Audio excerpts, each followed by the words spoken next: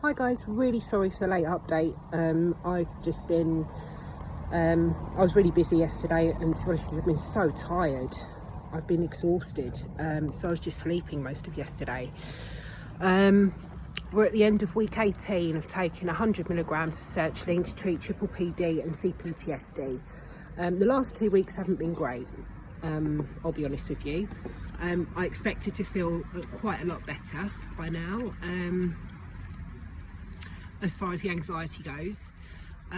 However, the symptoms that I've got at the moment are very, very likely menopause, perimenopause, which isn't helping the dizziness at all. So I've concluded that because of an app that I've got for menopause called Balance, and I've been logging my symptoms and they are all hormonal. My sleep has been disrupted. I'm very fatigued, I've put on weight, I've got tingling in my hands and my feet, all sorts of weird new symptoms. I think it's just layers of stuff going on. I think I'm suffering with grief and trauma and PPPD and perimenopause. Excuse me. So yeah, the last 2 weeks haven't been great, and that's because I've been a bit more isolated than I normally would have been. I've been alone a lot more than normal, and I mean, I'm at the stables at the moment, as you can probably see and hear. I've been alone quite a lot the last 2 weeks. My boyfriend's joined a band, so he's been going to rehearsals one night a week and then gigging one night a week.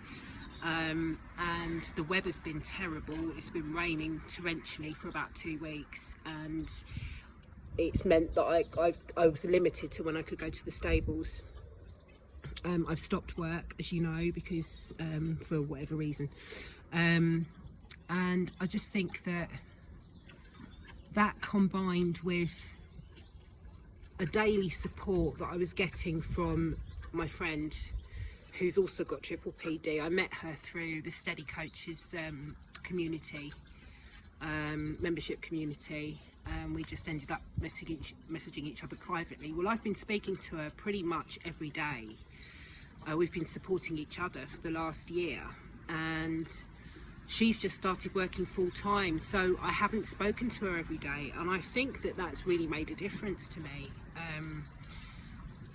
So I think that, and she's, I mean, just to say about my friend, she's had PPPD for 22 months, the same time as me, and she's made some lifestyle changes, same as I have. She's taking venlafaxine, and she's able to go to work, but she says it's really interesting because she's enjoying her job and she looks forward to going, and she's got the distraction, but as soon as she goes on a break and she's on her own, she's thinking about how she feels, and the symptoms just go.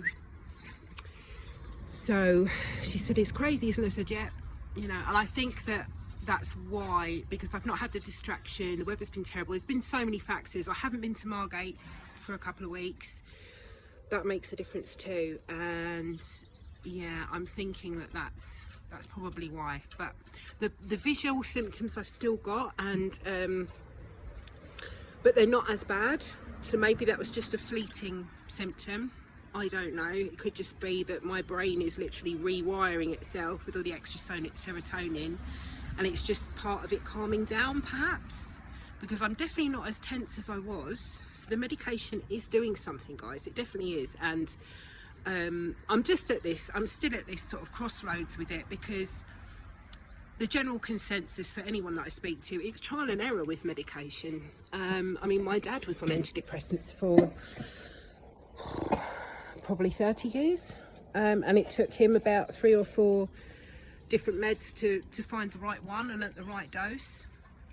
So these things do take time, and that's why it's important not to really rely on medication too much. I think you've got to do all the rest of the stuff with it and just calm down, just whatever way you can. You know, the first step is to realise what's happening to you, because that is half the battle. And once you know what's happening to you and you believe in it, then that instantly takes away a lot of the anxiety surrounding it. But the medication is a scaffold to help us recover.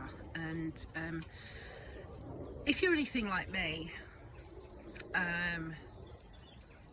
before I knew that this was PPPD, I thought that it was the vaccine that had, well, it actually was. It was the vaccine that gave me BPPV, and my reaction to that gave me PPPD. But the reason I'm telling you this is that when my belief was that this was something that I was going to recover from very quickly, within sort of a couple of months, lo and behold, I did. I actually recovered in July 2021 after having this 2 months, because my belief was that this was just a reaction to the vaccine, it would go away if I rested, and therefore it did.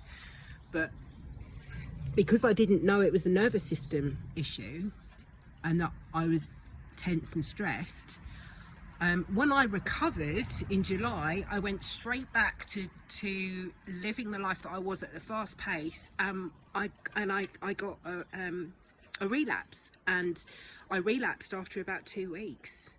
So I was better for 2 weeks. I mean, completely symptom free, guys, for 2 weeks. And a little bit of something stressful tipped me over the edge again, and then bam, I was straight back into chronic dizziness, and I've not had a break from that in 22 months. So it's interesting, isn't it, what your belief is. And if you're anything like me, once I realised what PPPD was, I Googled it. And when you Google it, the results come up. The most popular result comes up and says, some people make a good recovery, but some people can have this for the rest of their life. It's just got to be managed. And there, because your brain has a negativity bias, you remember that. And you think, in your it goes into your subconscious, and you think, oh my God, is that going to be me? Am I going to have this forever? So I just want to kind of remind you perhaps about what you might have heard or read, and how that might be influencing you not getting better. I really do believe that sorry, my horse is just asking me for more food, so I've just got to give her something. Sorry, bear with me. Wait a minute. Right, you can have an apple because you've been a good girl. Good girl.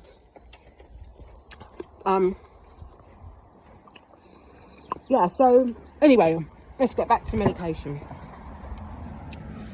So I've had 2 rubbish weeks. The audiologist said go down, psychiatrist said go up. I saw a pharmacist last week, he said go down.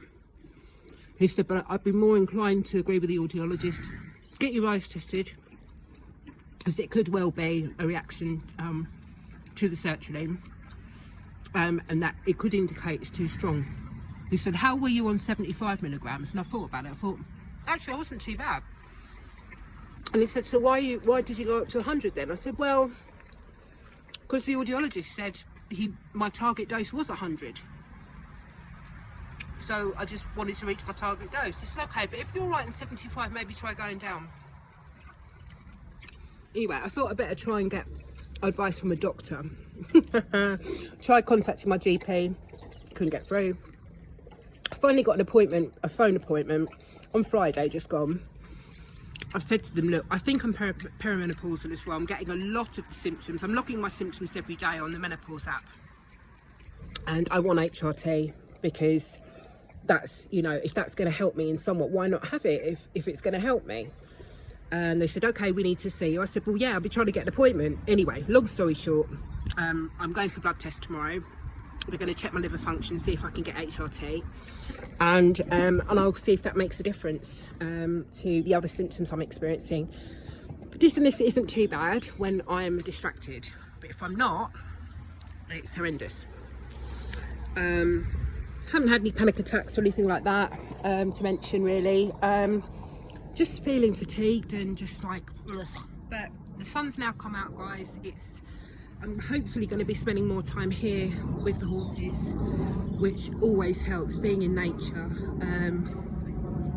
And I'll report back and let you know what happens. I've got an appointment next Wednesday with the doctor about the HRT, and I'm going to ask their advice on the medication and see if they say to come down or go up. That'll be an interesting conversation. So, and then I'll make a decision from there once I've spoken to them.